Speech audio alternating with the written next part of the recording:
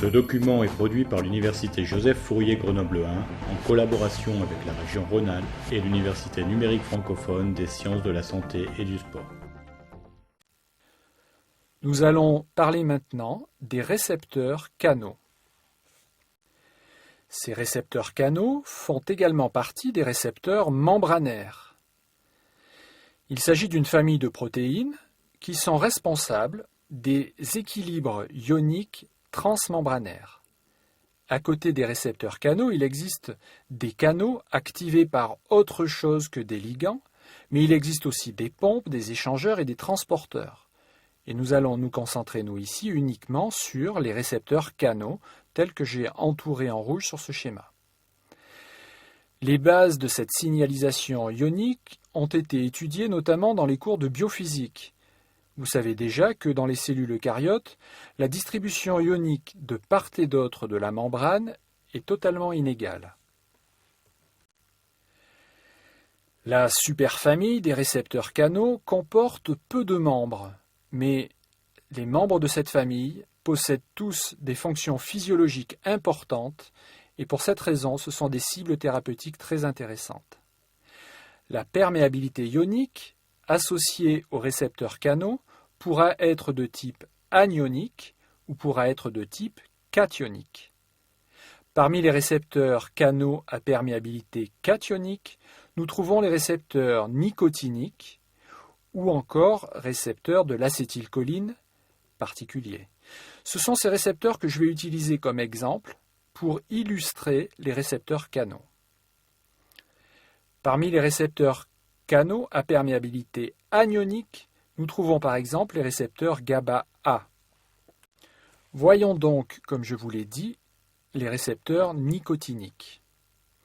L'acétylcholine se lie en réalité à deux familles de récepteurs.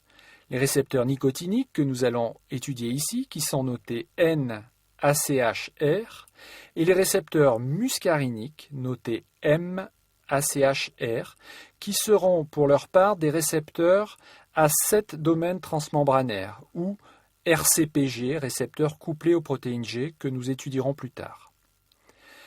La perméabilité des récepteurs nicotiniques est donc cationique, nous l'avons dit. Mais il est apparu que les perméabilités sodiques et calciques étaient prédominantes. Pour autant, les ions potassium et magnésium peuvent également passer dans le pore formé par ce canal nicotinique, mais avec un degré moindre que les ions sodiques et calciques. Les récepteurs nicotiniques sont des pentamères constitués de 4 types différents de monomères. Il faut comprendre par là que le monomère alpha est toujours en double. Et donc nous aurons sur les récepteurs nicotiniques 2 alpha, un bêta, un gamma, un delta. Chacun de ces monomères va présenter 4 hélices transmembranaires. Vous avez dans la partie inférieure une représentation de ce qu'est un monomère, une structure monomérique. Chez les mammifères, il a été observé 9 sous-unités alpha différentes et 4 sous-unités bêta qui ont été clonées, ce qui laisse en fait présager l'existence de nombreuses isoformes de ce récepteur. Des isoformes d'un récepteur, ça veut dire des récepteurs qui ont des propriétés communes, de fixation de ligands, de conductance ionique, etc., mais qui sont constitués par des monomères différents.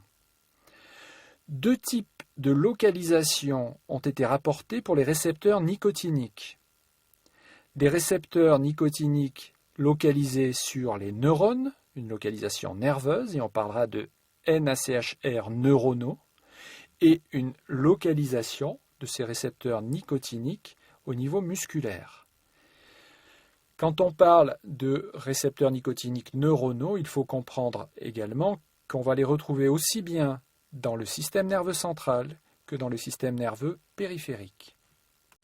Ce schéma illustre maintenant le fonctionnement d'une synapse cholinergique. Une synapse cholinergique, c'est donc un lieu de transformation, de transfert d'une information entre un neurone présynaptique et une cellule qui pourra être également un neurone postsynaptique. Un potentiel d'action électrique va parcourir le neurone présynaptique, ce qui aura pour conséquence d'entraîner la libération du neuromédiateur acétylcholine au niveau de la fente synaptique. Ce médiateur va aller se fixer sur des récepteurs nicotiniques exprimés par le neurone postsynaptique, ce qui va déclencher l'entrée essentiellement de sodium et de calcium dans cette cellule nerveuse, et ce qui va se traduire au niveau de la cellule postsynaptique par la création d'un potentiel membranaire nommé potentiel postsynaptique excitateur et noté PPSE sur ce schéma. Un exemple de ce type de synapse est retrouvé dans les ganglions sympathiques comme dans les ganglions parasympathiques. Et je vous renvoie là au cours du docteur de Mattéis portant sur le système nerveux autonome. En effet, au niveau périphérique, les récepteurs nicotiniques neuronaux sont localisés dans le système nerveux sympathique comme dans le système nerveux parasympathique. C'est ce qui est illustré ici, donc, dans la partie gauche de cette diapositive. Tous ces récepteurs nicotiniques sont constitués de différentes combinaisons hétéropentamériques. Donc ce sont tous des pentamères constitués de différentes sous-unités, de différents monomères, que l'on va trouver en combinaisons différentes. Les principales combinaisons de ces récepteurs nicotiniques sont illustrées dans la partie droite du schéma. L'affinité de l'acétylcholine, et encore une fois ce terme affinité vous sera défini de façon très explicite par le docteur François Stank, l'affinité de l'acétylcholine pour ces différents sites de liaison varie fortement. La meilleure connaissance de ces récepteurs, notamment localisés au niveau central, a relancé la recherche de nouveaux ligands sélectifs avec de nouvelles applications thérapeutiques. Et c'est le cas par exemple du récepteur que j'ai entouré ici en rouge, le récepteur nicotinique noté alpha-4 bêta-2. La meilleure connaissance de ce récepteur nicotinique alpha-4 bêta-2 a conduit à la mise sur le marché en 2006 de la varénicline dans une spécialité nommée Champix qui est utilisée dans le sevrage tabagique. Vous aurez bien entendu fait le lien depuis quelques diapositives entre le nom de ces récepteurs nicotiniques, et la nicotine contenue dans le tabac. Cette nicotine est en effet un agoniste des récepteurs nicotiniques, un agoniste exogène de ces récepteurs, alors que l'acétylcholine est l'agoniste endogène produit par notre organisme. Cette nicotine serait à la base des propriétés addictives du tabac via la stimulation des récepteurs nicotiniques alpha-4 bêta-2. La varénicline va donc se lier au récepteur alpha-4 bêta-2, mais sans entraîner une réponse maximale de ces récepteurs. Elle va ainsi permettre de réduire les symptômes de manque qui accompagnent le sevrage tabagique. Cette varénicline sera ce que l'on appelle un agoniste partiel de ces récepteurs. Là encore, vous verrez plus tard la définition d'un agoniste partiel, mais on comprend de toute façon partiel, ça veut dire qu'il ne va pas stimuler à 100% le récepteur comme pourra le faire la nicotine. Aujourd'hui, des études sont en cours sur la capacité de ce médicament à aider les patients dépendants de la prise d'alcool.